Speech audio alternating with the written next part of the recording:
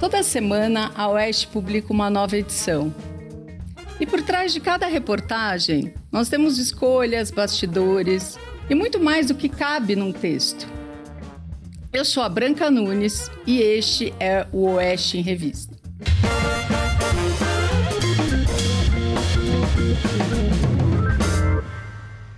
Esse é o primeiro programa, um programa de estreia, e eu vou conversar com o Arthur Piva, que escreveu nessa edição a reportagem Cabides de Emprego Oficiais. Arthur, bem-vindo. Obrigado, Branca. É uma honra estar aqui e fazer parte dessa estreia, né? Arthur, eu queria que você contasse assim rapidamente, porque eu quero que os nossos espectadores leiam a sua reportagem e eu quero também conversar sobre os bastidores dela. Mas para começar, conta um pouco o que é essa reportagem. Olha só, quando a gente ouve falar de BNDES, a primeira coisa que vem à cabeça é empréstimo, certo? Eu percebi, ou melhor, é público, que além de empréstimo, o BNDES compra parte de algumas empresas. E aí com essas empresas, ela divide o risco do negócio. Só que quando ele compra parte dessas empresas, ele consegue ter muita influência sobre elas. E aí ele consegue empregar pessoas dessas empresas. E me veio a curiosidade, como é que será que o PT está usando esses cargos? Porque, vamos ser sinceros, de modo geral, quando os cargos são muito escondidos, isso não é só privilégio do PT, os governos tendem a aproveitar para empregar os amigos. Quando eu comecei a ver a lista de nomes, me pareceu exatamente isso. Sobretudo na hora que eu pego o salário mais alto dessa lista, que é do Paulo Bernardo. Arthur, antes da gente continuar, eu só queria contextualizar uma coisa que eu não sei se todo mundo que está nos assistindo aqui sabe. Tanto as estatais, né, quanto essas empresas são privadas e tem esse dinheiro que elas pegaram empréstimos do BNDES. Essas empresas e as empresas estatais têm esses conselhos. Esses conselhos, são indicações de pessoas, algumas delas são inclusive ministros, que têm o cargo do ministro e o cargo de conselheiro. Este cargo de conselheiro, ele muitas vezes é usado para aumentar o salário de um ministro. É uma renda extra. É uma renda extra para convencer. Muita gente fala assim, não, é uma forma de convencer gente, né, do setor privado a trabalhar também no setor público. Mas aí você pega o salário, que o teto, que é mais ou menos 46 mil reais seria. Isso, e você acrescenta ao salário deste conselho, que às vezes chega a 30, 40 mil reais. Varia muito, tem de 20 mil a 180 mil. Isso. E daí você, né, acrescenta, torna esse salário que eles chamam mais atrativo do poder público. Mas voltando aí à sua reportagem, Arthur. Pois é, mas aí tem um detalhe interessante. Você falou de atrair gente do setor privado para o setor público. Seria, mas tem muita gente desse conselho que não tem nada a ver com o setor privado. Quer ver um caso que não está na matéria, mas ilustra bem isso? O Pockmann. O Pockmann, que dirige o IBGE, não tem carreira no setor privado. E ele, além de ter o cargo no IBGE, conseguiu um cargo numa empresa chamada Bion, da qual o BNDES é sócia, como conselheiro, e por isso ganhava mais de 18 mil reais por mês. Então, não é só para atrair gente do setor privado que isso está acontecendo. É também para beneficiar quem já estava no setor público de alguma maneira. Ora, a Anísia Trindade está lá. Ela não tem carreira no setor privado. Que está na edição o Paulo Bernardo, que eu citei agora há pouco. O Paulo Bernardo não tem carreira no setor privado. O Paulo Bernardo tem carreira política, pura e simplesmente. E pior, uma carreira suja, porque ele foi preso. Ele chegou a ser preso em desdobramento do Lava Jato. Esses conselhos, Branca, como é que eles deveriam funcionar? Vamos supor que você e eu fôssemos sócios de uma empresa. Só que eu sou sócio majoritário. Eu tenho 70% de uma empresa bilionária. E você tem 10%. O resto está na Bolsa de Valores. Você tem 10%? É bastante coisa. É um risco muito alto para você. Você vira para mim e fala, Arthur, para eu continuar com essas cotas, eu preciso ter gente no conselho, que é para eu acompanhar o dia a dia da empresa, para eu saber o que está acontecendo, para eu influenciar nas decisões. Tem que ser gente técnica, tem que ser gente que entenda do assunto. Esse é o maior problema. Quando o BNDES faz essas indicações sem pensar em gente técnica, pensando em acomodar alguém aqui e ali, seja para atrair alguém do setor privado para um cargo no setor público que não tem a ver com a empresa, é muito prejudicial pro próprio BNDES, porque ele perde a oportunidade de acompanhar o que de fato acontece na empresa. E quem perde com isso é o pagador de impostos, porque ele banca o BNDES. O dinheiro do BNDES não vem do nada, é meu e seu. E, Arthur, só uma observação. Eu dei essa explicação do setor público e do setor privado, mas jamais era para justificar uma contratação. Estou falando sobre uma artimanha que é feita e muitas vezes as pessoas não têm a qualificação necessária para fazer parte desses conselhos, como é o caso desses nomes que o Arthur cita na matéria dele. Você cita 6 nomes, né, Arthur? Ao todo 6 nomes nessa matéria, mas assim, o BNDES é sócio de dezenas de empresas. Tem muito mais gente nessa lista. Eu peguei os nomes que eu achei que o público conhecesse mais e que tivessem valores maiores. Mas tem gente ali que não é tão conhecida, que também está ganhando bem. O Thiago César, por exemplo, que é um nome que não está na matéria, ele era da Secretaria de Comunicação. Se eu não me engano, ele está no Conselho Fiscal da Tupi, que é uma empresa que faz peças de motor. Tem nada a ver com a TV. Nada a ver com TV. Nada a ver.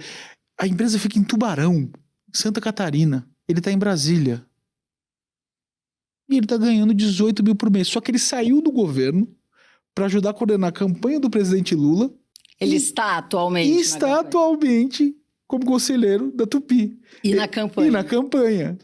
Então, ele teve que se desvincular do cargo da secretaria para poder participar da campanha, mas ficou com o cargo no setor privado, que é controlado pelo governo. É assim, é o puro creme de Brasil, não é? A cara do Brasil. E tem outra coisa nesses conselhos. Eu tive a curiosidade de ver qual que é o trabalho desse pessoal, né? Como acontecem as reuniões? Aí eu peguei as reuniões da JBS. A JBS se reuniu... Que é outra empresa, né, na qual o BNDES tem participação. E aí indicou Cátia Abreu e Paulo Bernardo. Até agora que eu achei os maiores salários. Vai dar 2 milhões por ano. Dá pra ficar bem com 2 milhões por ano, não dá? Pois é. Eu fui ver quantas vezes o conselho da JBS se reuniu. 22 vezes no ano passado. Só que dessas 22 vezes, o nome do Paulo Bernardo e da Cátia Abreu aparece só em 7. Então, eles, em tese, apareceram em 7 reuniões e por essas 7 reuniões ganharam 2 milhões. 2 milhões. Uns 300 mil, 400 mil por reunião. É um bom emprego? Ô, Arthur, você teve a ideia dessa reportagem? Como é que você chegou nela? Justamente porque eu sei que o BNDES compra ações de empresa e eu sei que esse não é um tema tão tratado. E eu sei que essas ações, quando a gente tem uma grande participação, dão direito a esses cargos. O brasileiro, ele é muito mal informado de como funciona o mercado de ações e do quanto isso é interessante na vida dele e do quanto isso de quanto uma ação vale. Muitas vezes, você não precisa ter uma grande participação numa empresa para ter influência sobre ela. E quando eu falo grande participação, por exemplo, por regra da CVM, quando você tem mais de 5% de ações, você é obrigado a ser identificado. A empresa tem que falar, ó, fulano é sócio da minha empresa. Porque a partir de 5%, você é considerado uma pessoa que consegue influenciar nas decisões da empresa. Ou seja, você não precisa ter tanto para influenciar na empresa. E quando você tem influência sobre uma empresa privada, como é o caso do governo, o que você pode fazer com o país? Qual o nível de intervenção que você pode fazer? Não é só distribuir emprego. Quando o governo topa ser sócio da BNDES, topa compartilhar o risco com a BNDES, ele está pegando todo o restante da cadeia produtiva frigorífica e falando, vocês estão menos assistidos. Esse cara, JBS, é meu sócio. O resto não. Olha o poder que esse cara tem, olha o poder que os outros não têm. É muito diferente. E o brasileiro precisa ficar atento a isso, porque a gente estava conversando um pouco antes de começar o programa. Qual que é o critério dessa escolha? Sim. Por que o BNDES vai comprar ações de empresa? O que ele quer alavancar? E mais, depois que alavancou, hoje a JBS é uma das maiores empresas do mundo. Por que o BNDES continua com participação nela? Sabe quanto que o BNDES tem em carteira de ações? 100 bilhões de reais com B. Bilhões. Se eu não me engano, 100 bilhões é o orçamento da Prefeitura de São Paulo de um ano. Então, esses detalhes sobre o BNDES, o que faz, né? Como ele escolhe essa empresa, o que ele ganha ao se associar numa empresa, o Arthur Piva já está reunindo esse material para uma reportagem que ele vai soltar no site da Oeste e juntando também outros casos que não entraram na revista por uma falta de espaço mesmo, né? Senão a reportagem fica gigantesca. São dezenas de empresas, né? E eu vou selecionar alguns mais legais, como esse do Pokémon e do Thiago, para falar um pouco mais sobre o que está acontecendo. E a reportagem do Arthur, ela está aberta também para não assinantes. Então, essa semana é um presente, né, que a Oeste dá também para quem não assina, para conhecer a revista e daí passar a assinar. E, Arthur, eu acho legal, né? Porque a Oeste sempre é uma revista, claro, que é mais focada em economia, em política, mas também nós temos outros tipos, outras reportagens sobre outros temas. Esta semana, por exemplo, o Dagomir Marchesi, ele fez uma reportagem sobre os data centers. Então, ele mostra assim, né? Se todo mundo está falando, não, tem que tomar cuidado, porque os data centers estão consumindo muita água e vai ser o fim do mundo quase com os data centers, né? Então, o Dago, por exemplo, ele escreve sobre isso. Mas eu queria que você citasse um outro texto dessa edição que te chamou a atenção. Olha, eu adoro as matérias do Dago, mas por acaso, dessa vez eu vou citar um texto que está relacionado à política e que também está aberto, que é me fugiu o nome, Togas em Frangalhos. Por que eu quero citar esse texto? Não há nada mais urgente no Brasil hoje. Do Augusto Nunes. E não é só porque é do Augusto, que já seria um bom motivo, porque os textos do Augusto são ótimos. Mas não há nada mais urgente hoje do que a quebra do sigilo de uma fonte. Nada é mais agressivo à democracia brasileira do que quebrar o sigilo de uma fonte. Isso é assustador. A capa da Oeste dessa edição, inclusive, é sobre isso, chama Lei Violada. São 3 textos que compõem essa capa, do Adalberto Piotto, do Rodrigo Constantino e esse do Augusto Nunes, Sim. Que o Piva está citando. Esse do Augusto, ele traz uma intimidade maior para o tema. Ele, inclusive, ele começa o texto falando de Taquaritinga, falando de como o pai dele se comportava como era prefeito, com os bens públicos, e de como o ministro não está se comportando com os bens públicos. E de que, sim, isso tem que ser fiscalizado e está erradíssimo quebrar um sigilo de uma fonte. Tem causas, Branca, que não são de esquerda ou de direita. São para a formação de um país. Preservar a democracia, preservar a liberdade de expressão, preservar o melhor mecanismo de denúncia. Porque o sigilo da fonte não é só para o jornalista. É para o funcionário público de modo geral. O cara que está na prefeitura de Borá, pequenininha, se ele não puder denunciar algo que está acontecendo coberto por um sigilo, ele não vai denunciar.